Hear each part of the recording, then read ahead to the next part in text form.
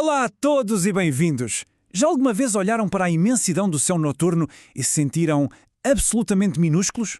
É uma sensação que todos conhecemos. Mas e se a questão fundamental não for o nosso tamanho, mas sim a nossa capacidade de nos ligarmos a algo que é, por definição, infinito?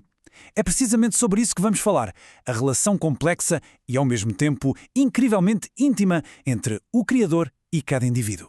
Parece quase um quebra-cabeças impossível, não é? Como é que nós, seres limitados pelo tempo, pelo espaço, pela matéria, podemos sequer pensar em estabelecer uma ligação com uma realidade que está para lá de tudo isso?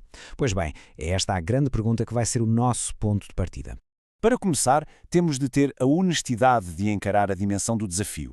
A distância espiritual entre a nossa realidade e a do Criador pode parecer, à primeira vista, um abismo, um vazio tão grande que a nossa mente nem consegue começar a processá-lo.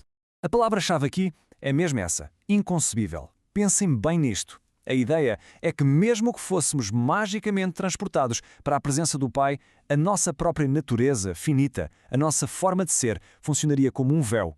Simplesmente não teríamos a capacidade de o reconhecer. A diferença é esse nível. E isto leva-nos a uma conclusão que muda tudo. O problema não é que Deus esteja a esconder-se ou a manter-se longe de propósito. A verdadeira barreira, o verdadeiro obstáculo, está totalmente do nosso lado. Está nas nossas próprias limitações enquanto seres materiais e finitos. A questão não é Deus estar longe, é nós estarmos, aqui. Então, se o abismo parece tão intransponível, como é que o atravessamos? Existe alguma ponte?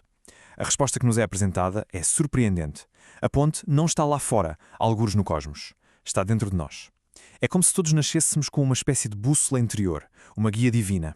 E essa bússola tem um nome, o ajustador do pensamento. O que é fascinante é que isto não é apresentado como uma metáfora poética. A ideia é que se trata de um fragmento literal, real, do próprio Deus, a habitar a mente de cada ser humano. Uma centelha do infinito dentro do finito. E esta é a grande revelação que vira a nossa perspectiva de cabeça para baixo. A busca por Deus deixa de ser uma viagem para o exterior, para um céu distante, e passa a ser uma jornada para o interior, em direção àquela presença divina que já mora em nós. Ok, a partir do momento em que descobrimos esta bússola interior, o caminho começa a desenhar-se. Mas não é uma viagem que se meça em quilómetros.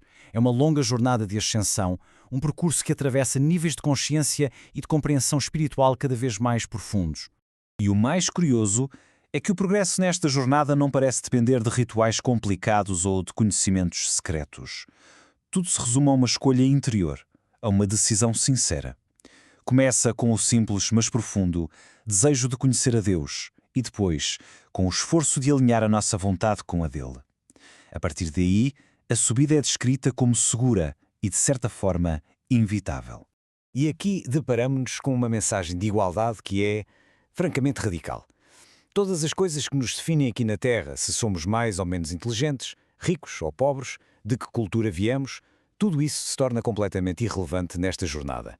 Aquela dotação espiritual, a centelha divina, é dada a todos de forma igual e única, sem exceções. Este ponto é reforçado com uma convicção enorme. Se o desejo de encontrar Deus for honesto, se vier do fundo do coração, então não há influência negativa, não há desvantagem material, não há nada que possa realmente impedir essa alma de progredir no seu caminho. A intenção sincera é a força motriz de tudo. Muito bem, já temos o caminho traçado, mas precisamos das ferramentas para o percorrer, certo? A nossa fonte faz aqui uma distinção que é absolutamente crucial para a comunicação com o divino. Separa duas formas de nos ligarmos, a adoração e a oração, e não são a mesma coisa. Vamos ver isto com atenção. De um lado, a adoração. É vista como a forma mais pura de comunhão. É uma reação espontânea à grandeza de Deus sem pedir absolutamente nada em troca. É um fim em si mesma. Do outro lado, a oração. É totalmente válida, claro, mas contém sempre um elemento de interesse pessoal. Há um pedido, uma necessidade da criatura. E há outra diferença fundamental. A adoração é dirigida diretamente ao Pai Universal. Já a oração e outras formas de comunicação são assuntos do nosso universo local, dirigidas ao Filho Criador. A adoração é por isso descrita como a experiência de comunhão mais elevada. É a nossa alma, em união com o ajustador, a comunicar diretamente ao Pai aqueles anseios que nem as palavras conseguem expressar, algo que vai para além da nossa mente material. E tudo o que falámos até agora sobre o abismo, a bússola interior e a jornada, converge num único ponto central: O motor que move toda esta engrenagem resume-se a uma coisa: o poder absoluto da nossa escolha pessoal.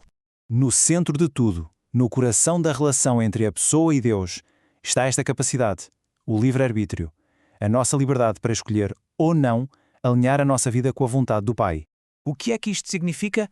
Significa que, enquanto tivermos o poder de escolher, o nosso destino eterno nunca está fechado a cadeado. O caminho pode ser abandonado e retomado. A porta está sempre aberta, desde que essa capacidade de escolher permaneça ativa. E a nossa fonte é taxativa nisto. A soberania da nossa vontade é um decreto divino, absoluto. No que toca ao destino eterno, a escolha que o indivíduo faz é final. Nenhuma outra força no universo a pode anular. Então, qual é o destino desta longa viagem interior? É o momento em que a escolha de viver a vontade do Pai se torna definitiva, total, irrevogável. Nesse ponto, acontece algo extraordinário, uma fusão entre a nossa alma e aquele fragmento divino, o ajustador, garantindo a sobrevivência eterna e a continuação da viagem até ao paraíso. E terminemos com uma reflexão que nos traz de volta ao início. Se a ligação ao infinito não está num lugar distante, mas sim dentro de cada um de nós, a aguardar ser descoberta, então a questão final não é se Deus pode ser encontrado. A verdadeira questão é o que nos impede, a nós, de começar essa busca interior,